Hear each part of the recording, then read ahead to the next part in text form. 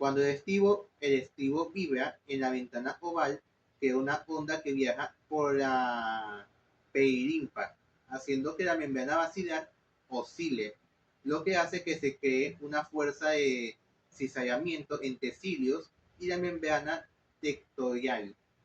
Finalmente, el estímulo mediante el nervio vestibulococlear viaja al tronco encefálico y de ahí a la corteza auditiva primaria del lóbulo temporal, donde el cerebro lo procesa y lo interpreta. El equilibrio detecta posición y movimiento de la cabeza. El sistema vestibular en el oído interno se encarga del equilibrio y la propiocepción cefálica. Detecta la gravedad y la aceleración. Su función es básica para mantener la postura y la coordinación de los movimientos oculares, mientras el cuerpo humano se mueve. El sistema, el sistema vestibular está conformado por el upículo y el sáculo, dos pequeñas estructuras membranosas, en forma de saco situadas en el vestíbulo del oído interno. Dentro del upículo y el sáculo hay una capa gelatinosa donde una capa gelatinosa que contiene pequeños cristales de carbonato de calcio llamados hololitos. Cuando el ser humano inclina la cabeza, la gravedad tira de estos cristales, los cuales arrastran la gelatina y doblan los cilios de las células sensoriales, enviando una señal de posición al cerebro al girar la cabeza. El líquido interno, endolinfa, se queda atrás por inercia, empujando la estructura llamada cúpula. Este empuje dobla los cilios y el cerebro interpreta en qué eje está rotando. La información viaja a través del octavo par craneal hacia el bulbo raquídeo y el cerebro. El olfato detecta sustancias químicas en el aire. El olfato es el sentido químico y sofisticado que permite detectar y distinguir entre miles de olores diferentes. El órgano para esto es la nariz. Está formado por el epitelio olfatorio, un tejido especializado de unos 5 centímetros ubicado en el techo de la cavidad nasal y que contiene millones de células receptoras. Las neuronas bipolares con dos prolongaciones son neuronas que se regeneran cada 1 o 2 meses, cuyos cilios inmóviles contienen las proteínas receptoras. En la quimiorecepción, un odorante se disuelve en el moco y se une a un receptor, activando una proteína G y generando un impulso eléctrico. El bulbo olfatorio es la estructura cerebral situada en la base del encéfalo, donde las neuronas receptoras hacen sinapsis con las células miteales, formando unidades llamadas glomérulos, y llegan los estímulos por el nervio olfatorio. Está conectado directamente con el sistema límbico. El sistema olfatorio está directamente relacionado con el sistema límbico y con el hipocampo, explicando algunas ocasiones en donde ciertos olores evocan recuerdos vívidos o respuestas emocionales inmediatas, como miedo, placer o náuseas. El olfato se adapta rápidamente y los receptores disminuyen su respuesta en un 50% en el primer segundo después de la estimulación, lo que explica por qué muchas veces se deja de percibir un perfume después de un rato. El gusto identifica 5 modalidades gustativas básicas. El gusto es un complejo sistema químico que permite detectar y procesar sabores de alimentos y bebidas, principalmente localizado en las papilas gustativas de la lengua. Este sentido identifica 5 sabores básicos, como lo es dulce, salado, ácido, amargo y umami, descrito como un gusto sabroso, intenso, duradero y profundo. Para seleccionar nutrientes y evitar sustancias tóxicas, se, fu- funciona, se funciona estrechamente con el olfato. Es un, en su transducción, las moléculas de los alimentos, es decir, los saborizantes, que están ubicadas en la saliva, interactúan con los receptores de las papilas gustativas, convirtiendo estímulos químicos en señales eléctricas, en que el cerebro interpreta como sabores. La señal viaja a través de los nervios craneales, facial y glosofaríngeo, hacia el tálamo y luego a la corteza gustativa para ser procesados en la ínsula del cerebro. El tacto detecta el olor, la presión, la temperatura y la textura. La piel es el órgano más grande del cuerpo y lo cubre casi por completo.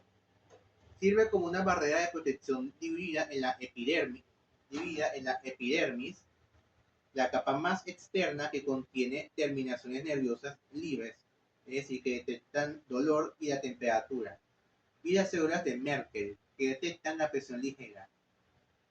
La dermis, la capa intermedia y más gruesa. Aquí se ubica la mayoría de receptores especializados en detectar vibración. El tejido subcutáneo o hipodermis es la capa más profunda de la piel, situada bajo la dermis, compuesta principalmente por el tejido conectivo laxo y el tejido adiposo, es decir, las células grasas, funcionando como un aislante térmico, amortiguador de golpes, reserva de energía y anclaje de estructuras subyacentes como músculos o huesos. Los receptores del sistema tegumentario y el tacto son los, los corpúsculos, que se pueden clasificar en los corpúsculos de Meissner, especializados en el tacto ligero, discriminación fina y vibraciones de baja frecuencia. Se localizan en las zonas sensibles como las yemas de los dedos, los labios y las palmas. Los corpúsculos de Pacini detectan vibraciones rápidas y presión profunda. Se encuentran en la dermis más profunda. Los discos de Merkel o complejos táctiles detectan presiones sostenidas, texturas y detalles finos en los objetos. Los, los corpúsculos de Ruffini, responsables de detectar el estiramiento de la piel y contribuyen a la percepción de la forma y movimiento. Terminaciones nerviosas periféricas son las más comunes y se especializan en detectar el dolor, la nociocepción, la temperatura, la termocepción y el tacto ligero. La, la los receptores de los fosículos pilosos, los cuales detectan el movimiento del vello. El estímulo mecánico, o presión o vibración, comprime y estira la membrana de los receptores, lo que abre los canales iónicos y permite la entrada de los iones, provocando una despolarización conocida como potencial de receptor. Si el estímulo es suficiente, el potencial del receptor desencadena un potencial de acción que se transmite por las fibras nerviosas aferentes hasta la médula espinal y el cerebro. Los receptores táctiles pueden ser de rápida adaptación, como los de Pacini, para detectar o cambios, o pueden ser lentos, como los de Ruffini, para mantener información constante, permitiendo al sistema nervioso priorizar nueva información. Los estímulos del tacto, como la presión, la temperatura, el dolor o la vibración, viajan a través de los receptores de la piel, a través del sistema nervioso periférico, hasta el lóbulo parietal, específicamente en la corteza somatosensorial primaria. Las vías piramidales controlan los movimientos voluntarios. El tracto córtico-espinal o vía piramidal es la principal vía neuronal descendiente del sistema nervioso central, encargada de la motricidad voluntaria, especialmente los movimientos finos de las extremidades distales, compuesto por más de 1 millón de axones mielinizados, 30% proveniente de la corteza motora, 30% de la premotora y el resto de la corteza somatosensorial.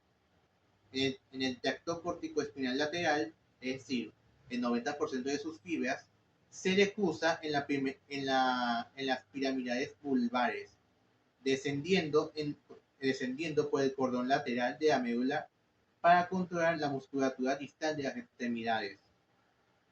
En el tracto corticoespinal lateral, es decir, el restante 10% de las fibras no se cruzan en el bulbo, sino que descienden lateralmente y se decusan a nivel medular, controlando la musculatura proximal y del tronco. Se origina la vía piramidal se origina en la corteza motora cerebral, descendiente por el tronco encefálico, decruzándose el 90% en el bulbo, y termina en la médula espinal. Atraviesa los pedúnculos cerebrales, principalmente el mesencéfalo, en el puente y las pirámides del bulbo raquídeo. Sus neuronas son las neuronas motoras superiores, que se originan en la corteza cerebral y en el tronco encefálico, y envían señales para controlar los movimientos descendiendo por la médula espinal. Las neuronas motoras inferiores se localizan en la médula espinal y en el tronco cerebral. Inervan directamente los músculos esqueléticos para la contracción y ejecución de las órdenes de las superiores. Para que la vía piramidal ejecute un movimiento preciso, se necesita información constante de los sentidos. Son estos los que dicen al cerebro en dónde están las extremidades. Para finalizar con este video, quisiera mencionar las referencias electrónicas que se usaron. Entre ellas, la Facultad de Medicina de la UNAM, en la parte de la corteza y la vía motora. En la página Psicología y Mente, con la vía corticoespinal, y la reconocida página Kenpu en vías y datos del sistema nervioso, sistema extrapiramidal y sentidos generales. Muchas gracias por ver este video